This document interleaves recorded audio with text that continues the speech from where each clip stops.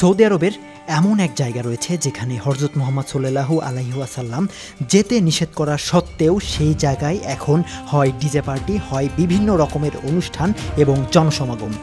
কি ছিল সেই জায়গাতে যে কারণে আমাদের প্রিয় নবী হযরত মুহাম্মদ সাল্লাল্লাহু আলাইহি ওয়াসাল্লাম সেই জায়গার প্রতি এমন কঠোরভাবে নিষেধাজ্ঞা দিয়ে গিয়েছেন?